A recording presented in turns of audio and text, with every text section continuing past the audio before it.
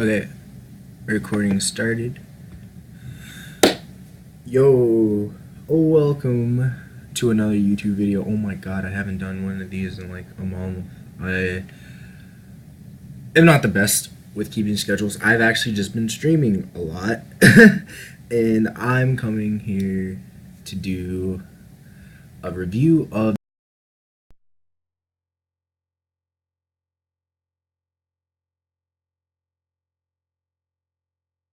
anime, like anime and manga reviews when I get to it.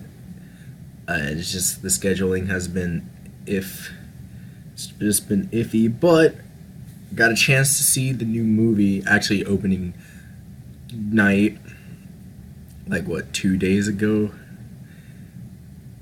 I believe it was 2 days ago that I saw it, and I'm just coming this, yeah, it's pretty late-ish, but I guess I'm gonna break this down into half non-spoilers, give on the movie, and then the other half will be spoilers, and that is how I'm going to do this.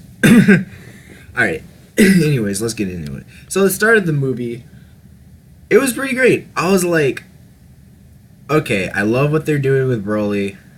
I like how he's getting a character development. I was like, it's just a better change from what happened in like the first movie where all he was just screaming is Kakura.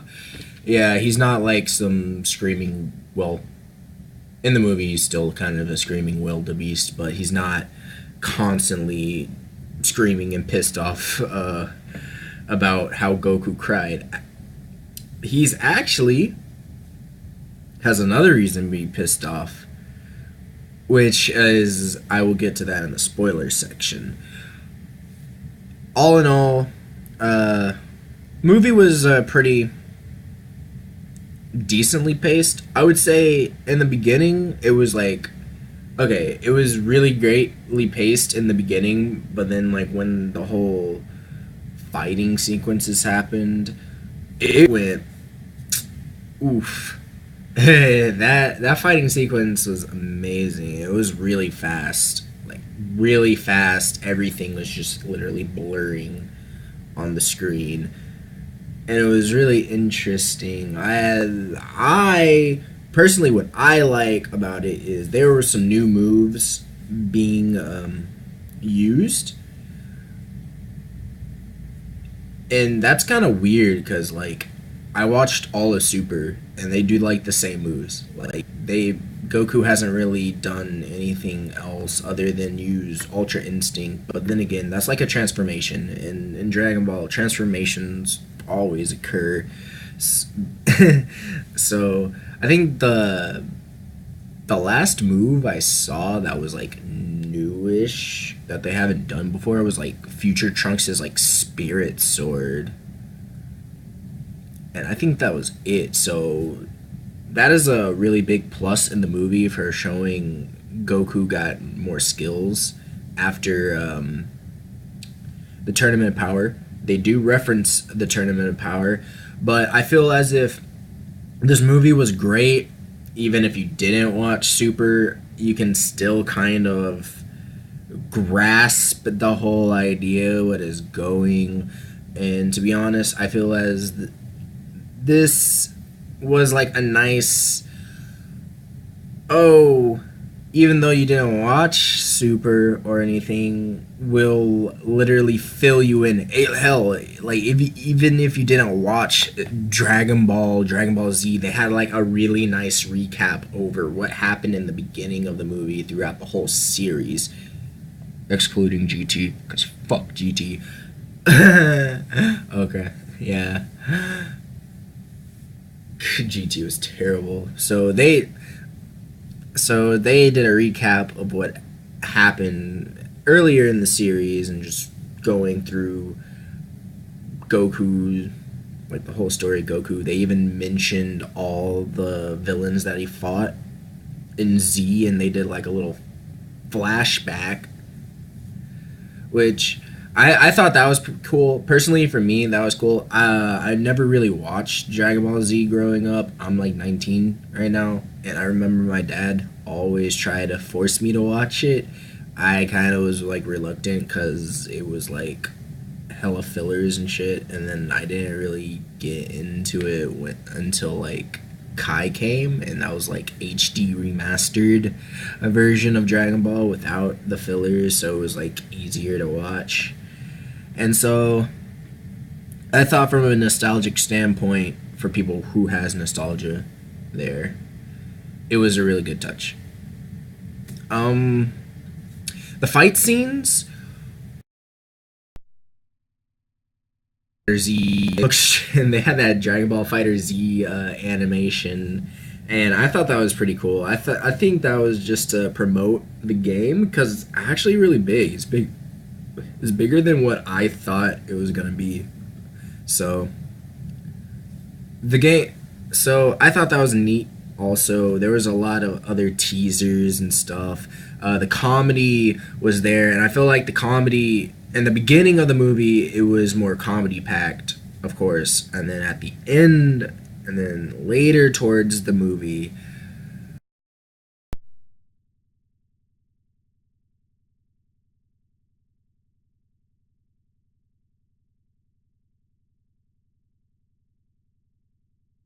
believe that is where that is gonna have a really big point in the Dragon Ball Super manga and in the Dragon Ball anime whenever it comes back for a later date. So it sets up for future arcs. That's all nice. So it's not like, oh, Broly is just this one-off movie. So it's. I'm glad that they took the time to make a fan favorite movie character because back then in the Z movies, all of them, not all of them, but most of them weren't canon. The only canon one was probably Bardock, and Bardock does make an appearance in this movie, and I liked it. I wish we got more Bardock time. God, I wish we get an arc with like Goku learning about his father Bardock. That would be so cool. But so we got some Bardock in there, not a lot. It was just rehashing what happened with Planet Vegeta. Like I said, for newer people, I guess for newer people, they put that in so people can understand what happened to the planet, what happened to Planet Vegeta in the Saiyans' homeworld.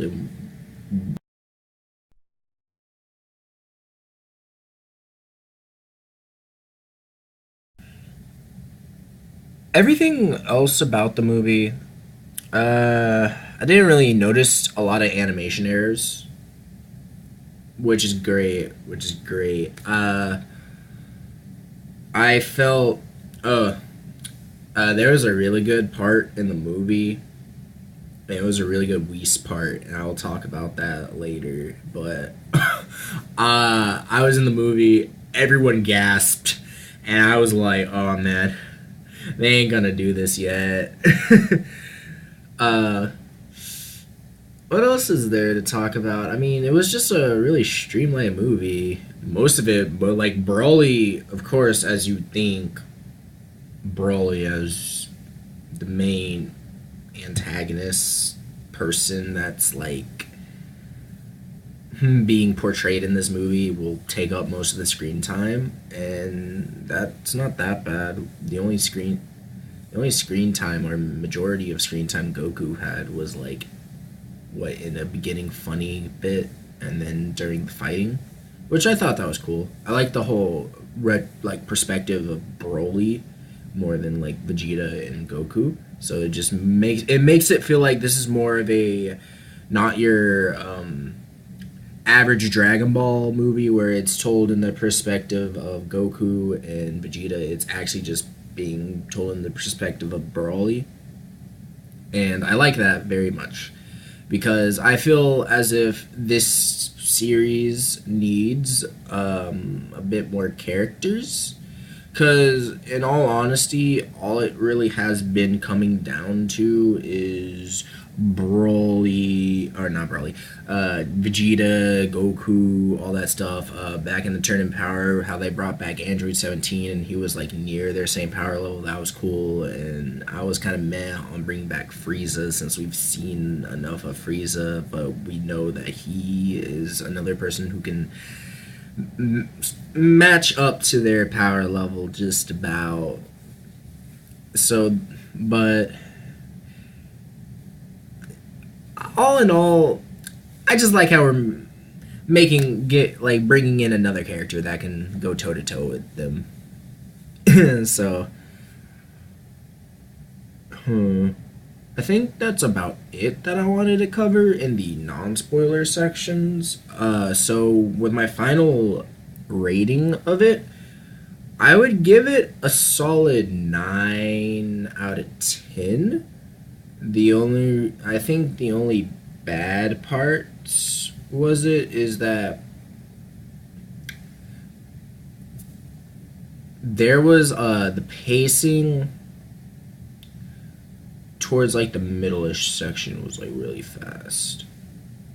But even though it's like barely noticeable, because it just really felt like, oh, they got accepted super fast, and they just went to Earth super fast. It was like, oh, okay.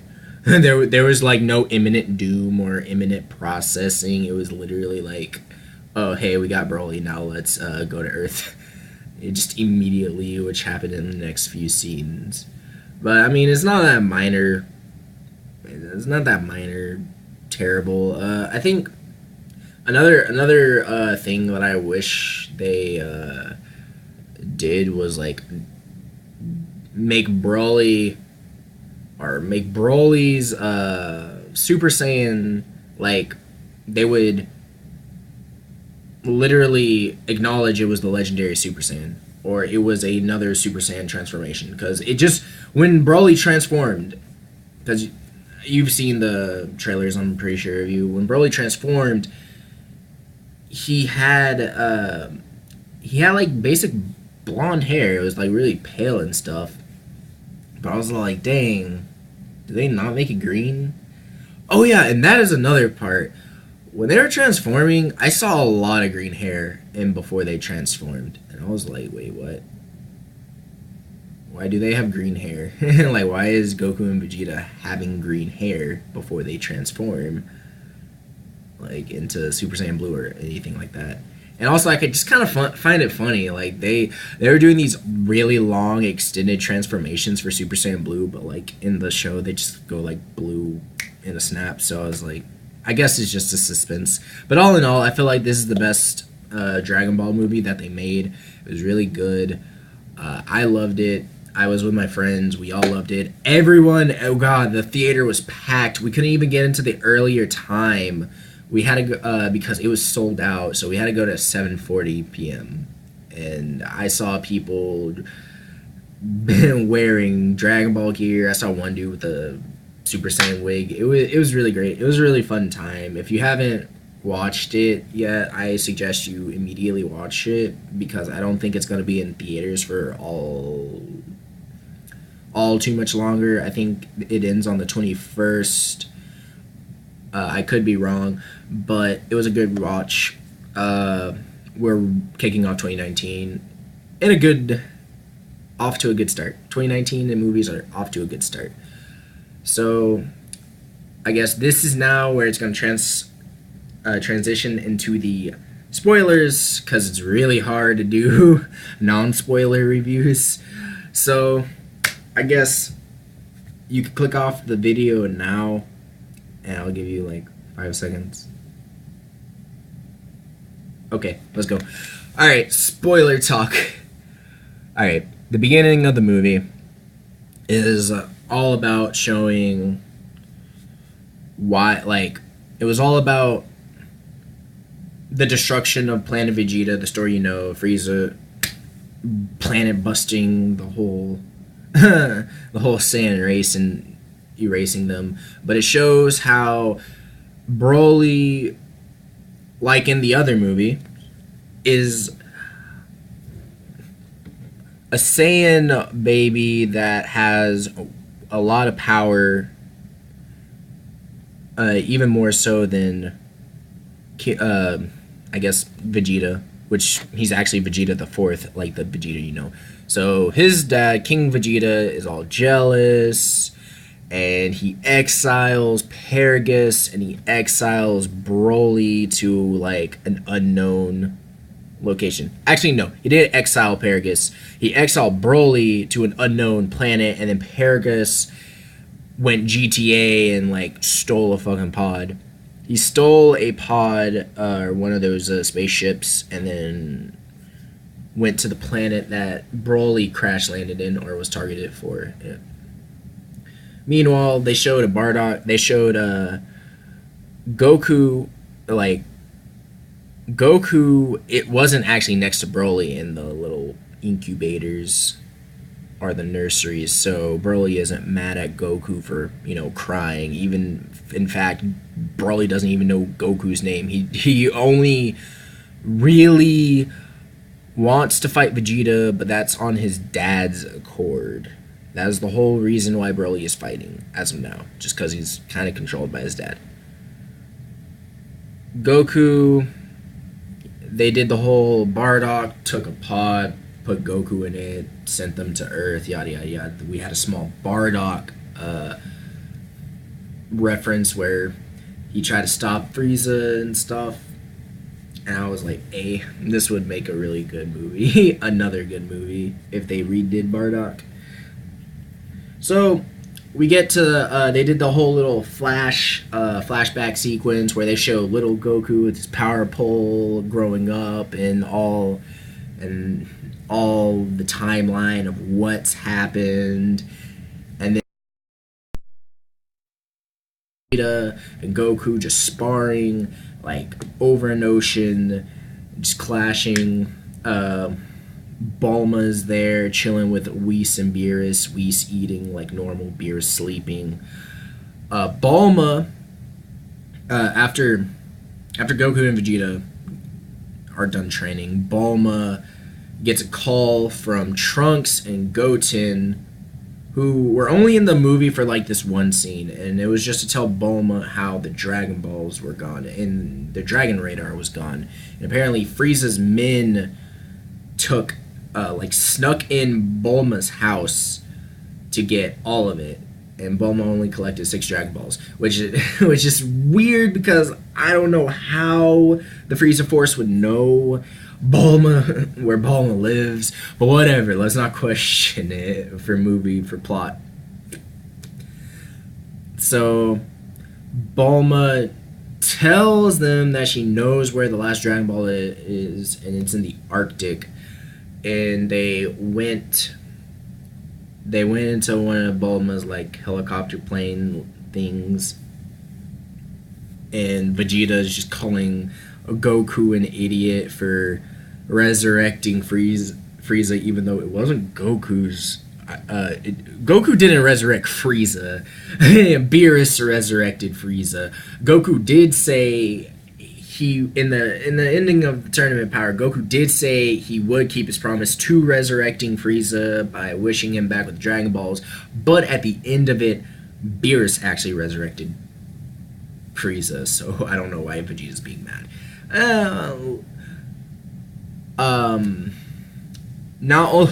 Okay, so anyways, they're going to the Arctic, and then we flash over towards Broly and how Paragus, actually wait, before then, Goku asks why Bulma needs the Dragon Balls. Bulma says she wanted to wish her age back 5 years, which was really funny because Frieza wants to get the Dragon Balls. We flash over to Frieza and his wish to get the Dragon Balls, and he wanted to wish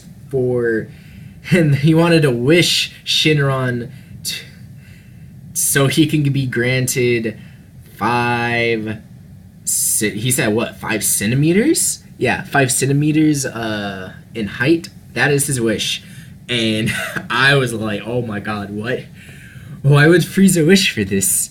This is crazy. So it was a nice parallel to Bulma because they wanted to wish on some petty stuff that didn't really matter in the long run of things. So then we go over to two people, Limo and a girl. I actually forgot her name. It was like some old dude and some young girl, green girl with white hair that really looks like Zamasu, like Zamasu's little sister. And they are basically, their job is to find strong members for the Frieza Force because, as you know, Frieza at the end of Dragon Ball Super was trying to, recruit for the Frieza Force. He's trying to, get his forces up. So they crash land on Broly, not crash land, but they land on Broly's planet, or the planet that Broly got exiled on, where they see an old Paragus and they see a grown-up Broly. And Broly is super, he had a really epic moment where one of the little creatures, like bug-looking creatures from the planet, comes to attack them, and then Broly comes in and just wipes him, and it was a really good Broly moment. And I love the raw power that he shows. So it's like, hey, Broly's cool. So they get back to the ship, yada yada yada, and it is shown that Broly has this little electric collar on him that Paragus uses to keep Broly from going berserk, so he electrocutes him when he needs to and stuff. And Broly, he gets into a fighting position, or a little scuffle on the ship when some drunk Frieza Force member was hitting on the female Zamasu looking chick, and Broly stands up, and then he's about to fight him. Paragus hits with the electrocution. The little chick actually then goes up to Paragus to scold him. Paragus is all like, it doesn't matter. Like, he's thinking he's better than them and stuff. And so she takes the controller out. Like, she pickpockets the controller and then smashes it. So the controller is broken, which I guess that serves a plot point in the fight later on. And so they actually talk to Broly later, and Broly is a complete caveman, and it's really funny because you can tell that Broly has had no other sentient life communication with besides his father. And so this man is sniffing food to see if it's edible, and then he's eating candy, like space candy, and saying it's delicious, all wildly, and it's just really funny. And then they give Broly an actual character in this moment where he's just chilling with Limo and the Zamasu chick, and they're wanting to take his pelt off, but he doesn't let him, and it's because the pelt was actually an ear from one of the creatures on the planet he befriended, which is this large green dog looking thing that comes out from these pools, or these holes. It's weird, but apparently Paragus didn't like that Broly was playing or training with this dog creature, so he blasted off the dog's ear, and Broly takes the ear and makes it into a pelt that he wears around his waist. And it's kind of similar to that whole cloth he wore around his waist in the Broly movie, which I thought it was cool because it kind of keeps his identity, his appearance identity, his style. And so they notice that, Broly didn't have much friends, and Broly had only one friend, and that was the dog, and he couldn't see him anymore because of his dad. His dad was forcing him to fight and train instead of having a fun life, which I don't know how you have a fun life on that planet, but oh well. I guess you make the best of it.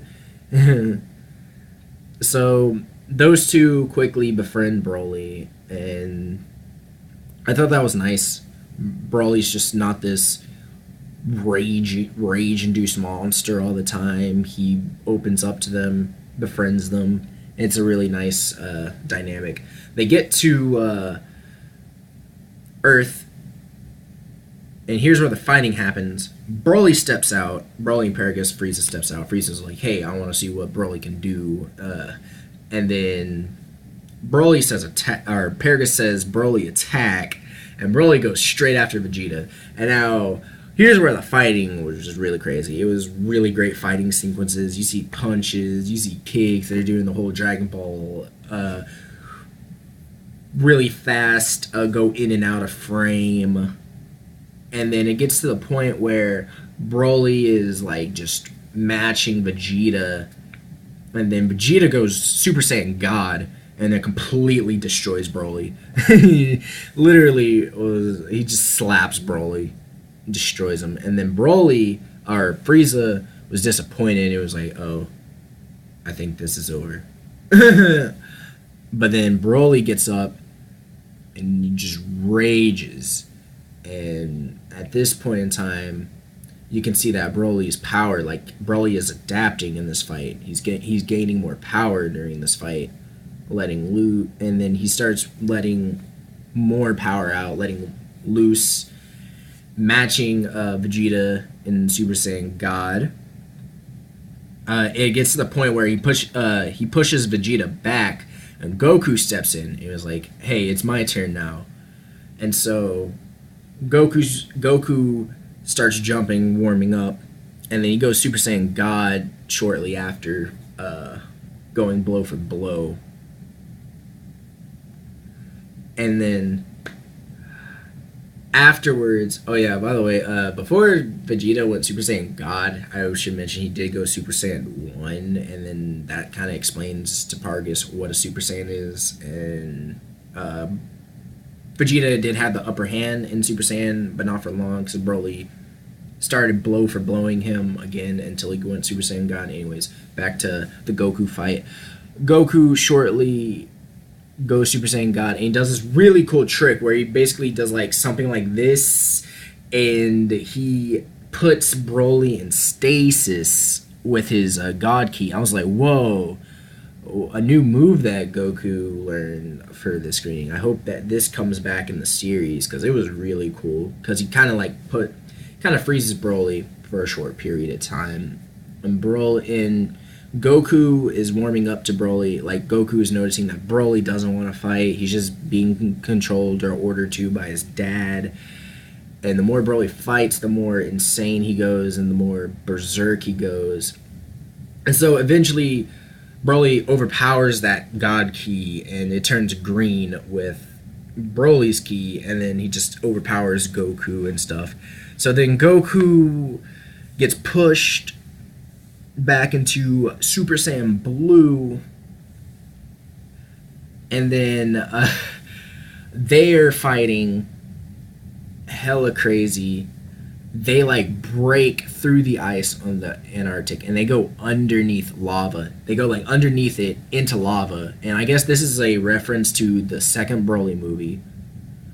And it's weird because apparently back then in Z they could die from lava, but I guess not anymore. So they're fighting in lava, and then they came out, and then you see just all the land is just desolate rock and whatnot. It's just it looks like a volcanic eruption happened, because they just, came up from like just underneath the earth.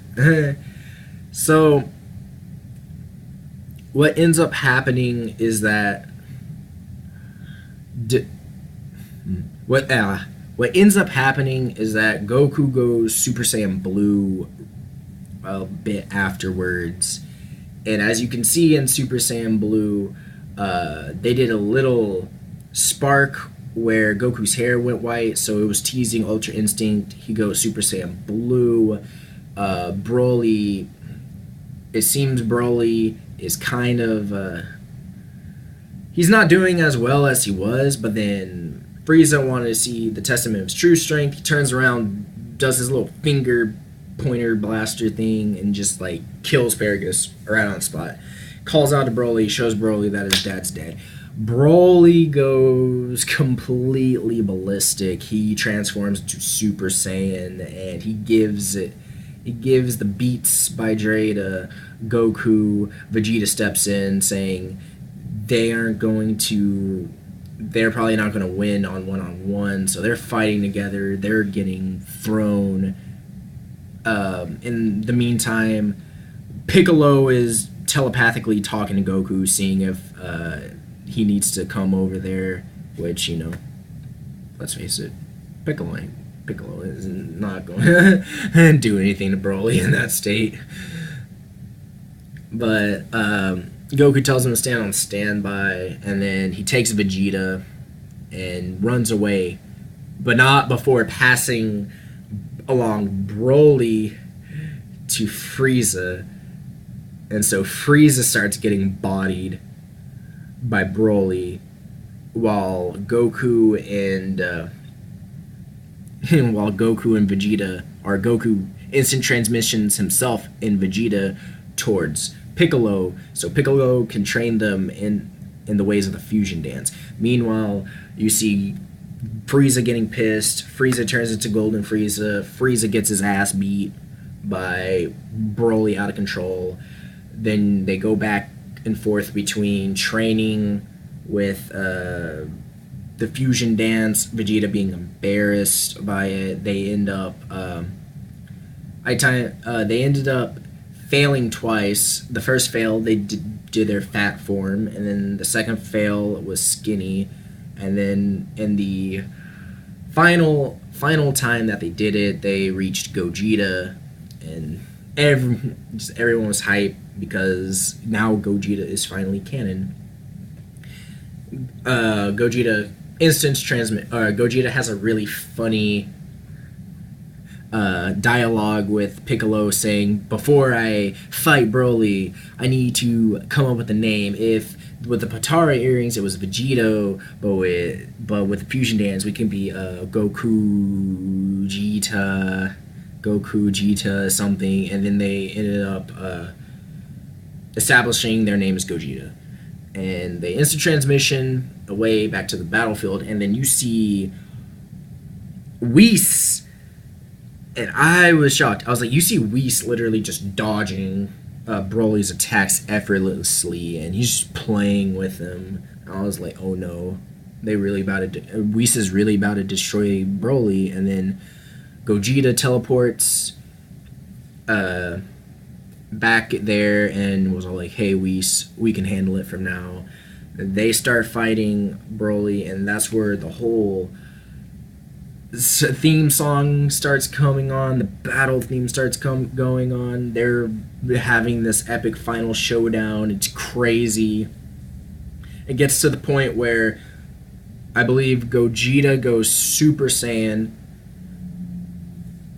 starts fighting Broly for a bit, and then goes Super Saiyan Blue, and that's where like the fight really escalates because Broly is getting stronger. Meanwhile, Frieza's beat the fuck up. Frieza's like down for the count at that point, and they're just battling it out. And there was this one part where it was iffy for my friend. It was kind of iffy for me, where they like broke through a dimension by fighting and punching, and they were fighting in that dimension, that pocket dimension that they made, and then they broke that dimension to come back into reality with fighting. That was a little stretch. But another cool part was they had a Fusion Reborn reference, which that was the movie where Gogeta first appeared, and they were facing Super Janemba, and they did that little spirit ball, that little weird rainbow ball thing, and he fired that. He jumps over Broly. Gogeta jumps over Broly, like laser blasting with his mouth, and there he was shooting ki blast, and then he did the whole rainbow spirit ball. I don't know what the name is. I forgot it. But he did that, and I was like, hey, they did the reference. I think the only problem, or the only minor gripe I had, is he didn't do the Big Bang Kamehameha. Instead, he just did a regular full power Kamehameha, which I was like, ah, dang, they could have did the Big Bang Kamehameha. You saw then, when the fight was nearing the end, they made Broly's friends, Limo and the Zamasu chick, made a comment about if the fight keeps on going up or going longer, Broly has a chance of dying. And what ends up happening is that they use the Dragon Balls to summon Shenron and then wish that Broly can go back to the planet where he came from. And so Broly, before Gogeta fires a full power Kamehameha to end Broly disappears. He teleports back to his home world, and he's in his base form. And then the Dragon Ball, like, Shenron disappears. I was like, wait, you're supposed to get another wish. There's supposed to be 2 wishes. So those 2 end up actually hijacking a Frieza ship and blasting off towards the planet where Broly is to, regroup with him. Frieza thought about blasting the ship down, but Gogeta was like, or I guess they separated at the time, and Goku was like, I don't think so, and grabs Frieza's arm before he like fires his finger blaster, his ET finger.